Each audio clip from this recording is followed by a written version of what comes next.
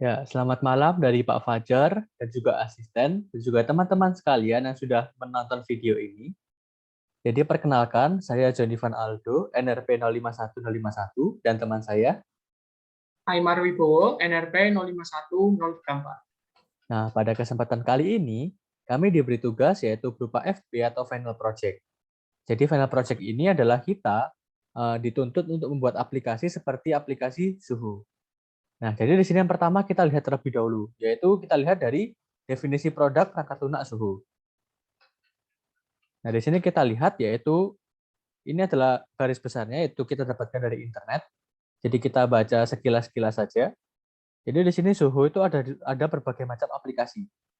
Jadi dia itu seperti workspace gitu. Jadi di dalamnya ada berbagai macam aplikasi. Nah, jadi di sini awalnya itu dia hanya meluncurkan 3 aplikasi standar pada tahun 2005. Tapi kemudian dia itu setiap tahun mengeluarkan berbagai fitur baru. Jadi setiap tahun dia mengeluarkan 4 fitur baru. Jadi hingga saat ini sudah ada puluhan fitur yang ada dalam aplikasi suhu. Nah, tapi karena tidak semuanya terdokumentasikan, jadi di sini kita bahas yang ada di dokumentasinya di web suhunya saja.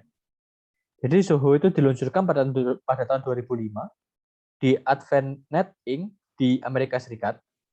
Jadi dia itu berbasiskan pada web. Nah, jadi di sini kita lihat, yaitu kita bahas mengenai fitur-fitur yang populer yang tersedia di Suhu Suite. Jadi yang pertama ada Suhu Write Suite. Nah, ini adalah pengolahan kata yang mendukung kolaborasi simultan. Jadi kalau sekarang lebih terkenal sebagai Google Docs, jadi seperti mirip dengan Google Docs. Lalu juga ada Zoho Sheet. Zoho Sheet ini adalah yaitu seperti Google Spreadsheet. Jadi di sini antara muka drag and drop, lalu juga kita dapat membuat pivot table, ringkasan, dan yang lainnya. Nah, kemudian juga ada Zoho Presentasi. Dia itu presentasi online, jadi kita bisa membuat PPT secara online. Lalu juga ada Zoho Project. Jadi pada Zoho Project ini tuh kita dapat membuat tugas-tugas yang ada, seperti menggunakan kalender, terus juga Gantt chart, laporan, dan file standar yang lainnya. Lalu juga ada Zoho CRM. Jadi Zoho CRM ini tuh untuk hubungan pelanggan manajemen dan juga fungsi akuntansi.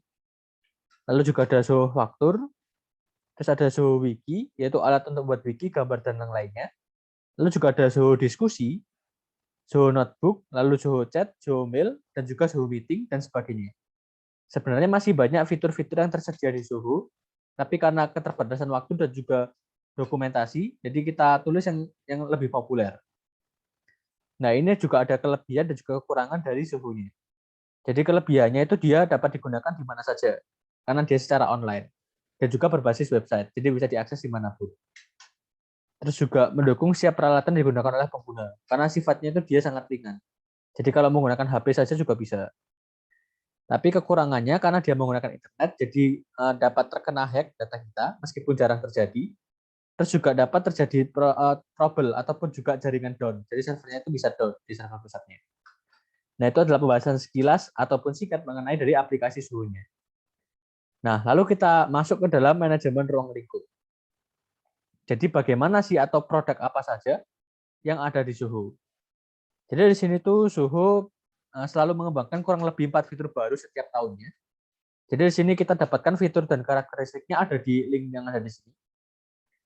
Nah, jadi yang pertama yaitu kita dapat membuat desain antara muka produk, UI UX dengan drag and drop seperti Figma. Lalu juga kita dapat menyediakan email yang terkoneksi dengan Google Mail maupun juga Yahoo. Terus kita juga dapat menyediakan form seperti Google Form. Terus juga analisis terhadap data pengguna secara up to date. Lalu juga dapat kita menggunakan platform untuk mencari pelamar kerja. Terus juga dapat melakukan meeting online seperti yang tadi pada Zoho Meeting. Terus juga menyediakan platform finansial, e-commerce, dan sebagainya. Nah, sedangkan pada project scope ini, itu adalah seluruh kegiatan yang dilakukan untuk menghasilkan aplikasi Zoho. Tetapi karena aplikasi Zoho-nya itu sudah tersedia dan sudah dibuat, maka kita hanya menerka-reka saja dan membayangkan sebagai salah satu developer dari aplikasi Zoho. Jadi tentunya yang pertama sebelum Zoho dibuat, itu kita harus mengumpulkan berbagai data. Jadi bisa melalui wawancara stakeholder maupun juga lakukan studi banding fitur dengan produk kompetitor. Nah, terus kemudian kita analisis dari data tadi, yaitu fitur apa saja yang dapat menjadi kekuatan bagi aplikasi Zoho. Nah, terus kemudian kita buat prototype. Terus setelah itu kita membuat desain UI UX-nya, lalu kita lakukan implementasi prototipe-nya. Nah, terus kemudian kita lakukan testing dan evaluasi. Jadi kalau sudah cukup prototipe-nya, maka kita buat aplikasi suhunya dalam bentuk web base. Nah, lalu kita lakukan testing, lalu kita lakukan revisi apabila masih ada kekurangan. Setelah itu kita deploy. Kalau ini sudah ACC semua dan tidak ada revisi, maka kita deploy. Nah, setelah kita deploy, kita masih belum selesai, yaitu kita harus memonitor project-nya. Jadi misalkan ada bug ataupun ada permasalahan selama penggunaan, itu harus kita monitor sesuai dengan durasi kontrak yang sudah disepakati. Nah, dari project scope tadi, maka kita dapat membentuk work breakdown structure atau WBS. Di sini ada tahap planning, analisis, design, development, testing, dan juga launching. Dengan tugas-tugas sebagai berikut. Pada tahap planning tadi kita menghubungi stakeholder, lalu kita lakukan wawancara dan sebagainya. Lalu kemudian analisisnya itu dari wawancara tadi kita dapat elisitasi kebutuhan, terus analisis kebutuhan dan sebagainya. Kemudian pada tahap desain itu kita desain arsitektur, database, UI UX dan sebagainya. Dan juga development itu kita lakukan implementasi, testing kita lakukan testing ke pengguna. Lalu pada tahap launching ini kita deploy sistemnya. Nah, untuk nomor selanjutnya akan dijelaskan oleh teman saya Aimar.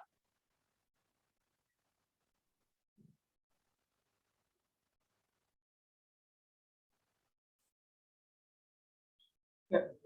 Jadi untuk tahap development selanjutnya adalah pembiayaan proyek. Di mana untuk pembiayaan proyek sendiri ini dibagi menjadi 4, yaitu ada perencanaan biaya, kemudian ada estimasi biaya, penganggaran biaya, dan yang terakhir ada cost controlling yang bisa digambarkan menjadi kurva S.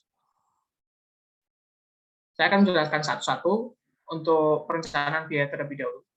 Jadi sesuai WPS yang sudah dijelaskan oleh teman saya sebelumnya, perencanaan biaya ini mengikut dari WPS tersebut, di mana untuk kegiatannya sendiri itu terdapat planning, kemudian ada analisis, ada desain, development, testing, dan launching. Kemudian di sini untuk kolom-kolomnya, di sini ada durasi yang dihitung dalam hari, kemudian ada biaya personal, kemudian ada upah atau gaji, kemudian ada biaya bahan, ada biaya perjalanan, biaya lain-lain, dan biaya kegiatan. Ini merupakan biaya total dari semuanya. Untuk planning sendiri, seperti bisa dilihat di sini, biaya personalnya adalah Rp2.750.000, kemudian untuk upah Rp8 juta, biaya bahan Rp1 juta, biaya perjalanan Rp500.000, biaya lain-lain Rp6 juta, dan biaya total kegiatan tersebut adalah Rp18.250.000. Kemudian untuk tahap analisis, biaya total kegiatannya adalah Rp9 juta, diikuti dengan kegiatan desain, biaya totalnya adalah Rp28 juta, dan development, biaya totalnya adalah Rp100.500.000, dan di bagian development ini memang biayanya paling besar karena terdapat implementasi database, front end, back end, kemudian juga implementasi final, serta ada juga quality assurance atau QA. Kemudian kegiatan selanjutnya adalah testing dengan total kegiatan adalah Rp18.500.000, dan yang terakhir ada launching yaitu Rp22 juta, dan total semuanya adalah Rp200 juta. Perlu diketahui bahwa sebenarnya awalnya ini bukan Rp200 juta, melainkan adalah Rp197 juta. Namun sengaja kita bulatkan karena sesuai dengan budgetnya dan kita masukkan ke dalam biaya lain-lain. Kemudian karena proyek dikerjakan secara online atau work from home, maka kebanyakan biaya perjalanannya adalah nol. Mungkin saya akan jelaskan selanjutnya itu mengenai estimasi biaya. Jadi pada estimasi biaya ini ada beberapa kolom yang perlu saya jelaskan, itu ada WPS item, jumlah, biaya per jumlah, subtotal, total, dan persen dari total. Di mana untuk WPS itemnya sendiri ada 6, yaitu project management, ada hardware, software, testing yang merupakan 10% dari total software dan hardware, kemudian ada training dan support, dan yang terakhir adalah reserve atau 20% dari total estimasi. Ini merupakan biaya lain-lain. Jadi untuk project management sendiri, Di sini ada anggota timnya, yang pasti ada ketua tim proyek, kemudian juga ada ahli manajemen proyeknya, ada desainer UI UX, ahli arsitektur data, analis sistem informasi dan data, programmer UI UX, programmer web, dan dokumentator. Untuk project management sendiri, totalnya adalah Rp91.200.000 dan merupakan 45,6% dari total biaya yang ada, yaitu Rp200 juta. Kemudian hardware, totalnya adalah Rp16.850.000 atau sekitar 8,43% dari total. Dan software itu Rp40.250.000 atau sekitar 20% dari total. Kemudian diikuti testing ada Rp5.710.000, sekitar 2,86% dari total.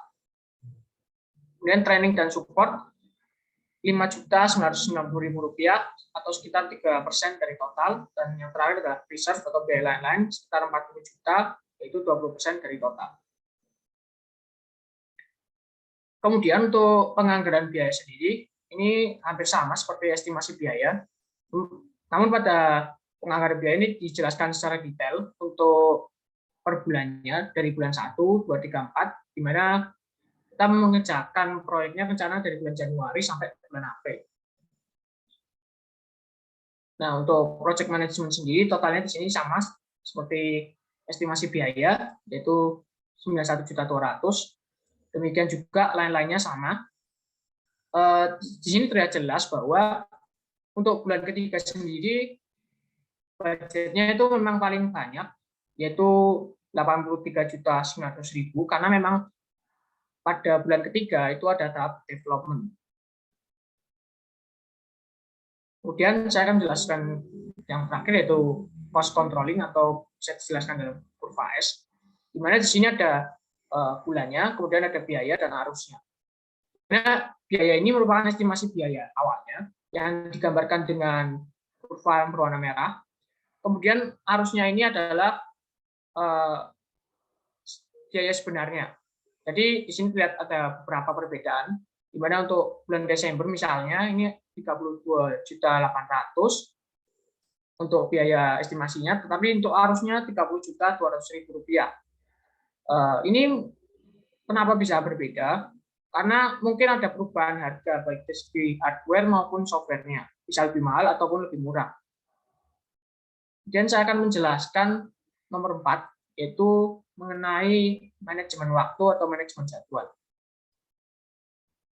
Nah, jadi untuk proyek ini dikerjakan selama 4 bulan, mulai Januari tanggal 1 sampai 30 April 2022. Untuk kegiatannya sendiri tadi juga ada 6, yaitu planning, analisis, design, development, testing, dan launching. Untuk planningnya sendiri estimasinya sekitar 7 hari.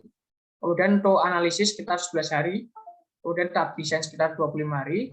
Untuk tahap development ini mungkin estimasinya 29 hari atau lebih. Kemudian ada testingnya, ini cukup 7 hari saja. Dan terakhir ada tahap launching sekitar 10 hari. Untuk detailnya sendiri bisa dilihat di link yang sudah tertera di bawah. Jadi untuk planning sendiri ada menghubungi stakeholder, mengacara stakeholder, ini urut, dan untuk tanggal-tanggalnya sudah dijelaskan secara detail. Ya, bahwa analisis, desain, development, testing, dan launching ini sampai tanggal 30. Nah, kemudian untuk sini untuk jadwalnya sendiri, memang di sini tidak ada dijelaskan secara khusus hari libur ataupun hari besar, tapi dalam pelaksanaannya nanti memang bisa lebih fleksibel. Mungkin sekian dari saya, bisa dijelaskan kembali oleh Johnny Van Ando. Oke, jadi saya mau share screen dulu. Jadi untuk selanjutnya di sini kita akan membahas mengenai manajemen risiko. Tentu pada setiap proyek itu pasti memiliki sebuah risiko, karena tidak ada proyek yang tidak beresiko tinggi. Nah, dalam manajemen risiko ini kita menggunakan metodologi, yaitu kita menggunakan metode PIM atau Probability Impact Matrix. Jadi di sini tuh dia menjelaskan mengenai jenis-jenis risiko yang ada. Terus juga kita bagi risikonya menjadi 4, yaitu ada operational risk, financial, hazard, dan juga strategic risk.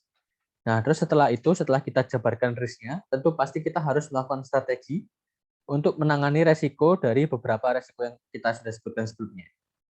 Nah, yang pertama kita bahas mengenai operational risk. Operational risk ini dapat terjadi selama sedang dalam masa pembuatan development-nya atau sedang development programnya. Jadi di sini kodenya kita mulai dari 1. Jadi untuk yang pertama adalah 1.1, yaitu risikonya dari developernya, yaitu developernya belum berpengalaman. Lalu kita deskripsikan. Jadi di sini tuh belum berpengalaman dalam membangun proyek.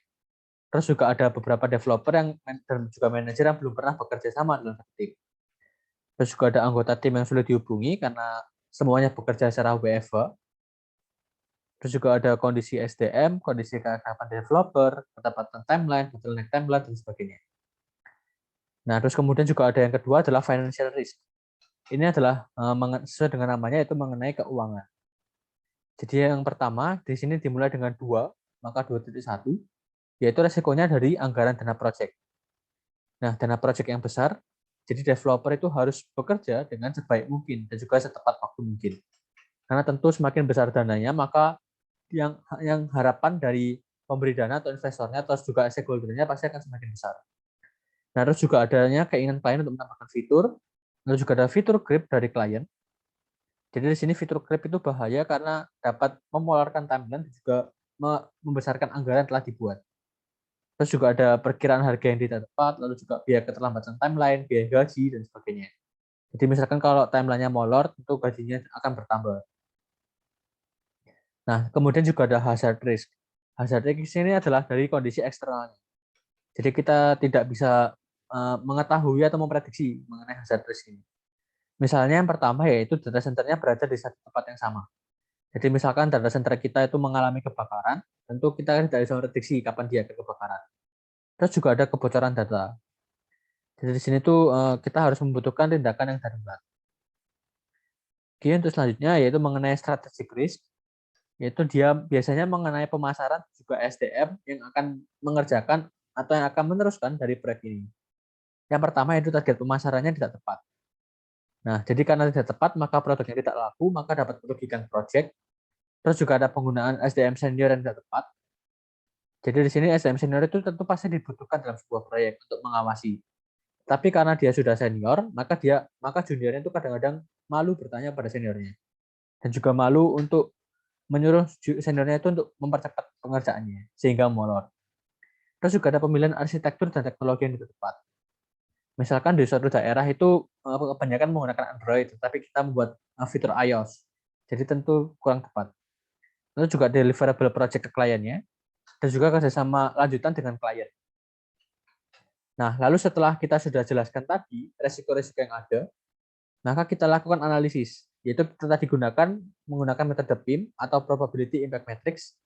Di sini tuh kita bagi menjadi high probability dan juga di sini di row sebelah kiri itu ada di kolom sebelah kiri itu ada high itu mengenai probability-nya atau kemungkinannya. Jadi bisa high, medium dan juga low. Sedangkan di kolom itu ada impact-nya yaitu dari low, medium dan juga high. Nah, di sini tuh kita lihat mengenai berbagai risiko kita. Misalkan di sini 1.2 dan juga 1.4 itu masuk ke dalam medium probability dan low impact. Jadi kemungkinan terjadinya itu sedang, tetapi impact-nya itu kecil. Jadi kurang berpengaruh ke dalam proyek kita. Lalu kita misalkan lihat di high impact dan juga high probability. Misalkan ini di 2.3. Di sini kita lihat yaitu kebiasaan dari klien itu dia akan menambahkan fitur baru yang ketika dia menemukan di seiring berjalannya waktu dia menemukan bahwa fiturnya itu kurang canggih. Jadi dia menambah fitur baru. Dan itu sering terjadi. Maka kita masukkan ke dalam high impact dan juga high probability. Karena ketika ada fitur baru, pasti akan memolarkan sebuah proyek tersebut. Dan juga sebagainya ini sudah kita kategorikan berdasarkan probability impact matrix tadi. Nah, terus setelah itu tentu kita tidak hanya memaparkan strategi atau memaparkan resiko yang ada. Tentu kita harus menangani resiko tersebut. Jadi di sini kita gunakan strategi mitigasi. Misalkan di sini di optional risk, yaitu adanya perekrutan developer yang sesuai dengan proyek. Ini strateginya. Sedangkan di finansial itu adanya dana cadangan. Jadi misalkan kalau molor itu kita dapat menggunakan dana cadangan. Lalu hazard risk ini kita menyediakan data center yang alternatif. Dan strategic risk itu kita lakukan proses analisa market sebelum meluncurkan dan memasarkan produk. Dan juga sebagainya. Jadi di sini kita jelaskan satu persatu. Misalkan di sini dari 4.1, 4.2 dan sebagainya, itu sudah kita masukkan di strategic risk ini. Jadi untuk menjawab 4.2 itu dapat kita lihat di strategic risk yang kedua. Misalkan di sini di 4.2 tadi adalah penggunaan SDM senior yang tepat. Maka di sini tuh kita bagi, yaitu kriterianya. Jadi kita bagi ada developer junior dan juga senior. Terus juga kita bagi tugasnya itu secara yang tepat, sesuai dengan kebutuhan dan juga kapasitas dari developernya. Nah, jadi tadi sudah kita jadikan satu atau kita jawab berbagai risiko tadi ke dalam strategi mitigasi yang ada di sini. Nah, mungkin itu saja dari saya. Untuk selanjutnya dapat diakses di website kami untuk lebih mempermudah membacanya. Mungkin ada tambahan lagi dari Aymar atau sudah cukup? Mungkin dari saya sudah cukup. Ya, terima kasih buat dari Pak Fajar dan juga asisten dan juga teman-teman yang sudah melihat video kami. Semoga dapat bermanfaat dan juga dapat menambah insight-nya. Terima kasih sebelumnya dan selalu jaga kesehatan.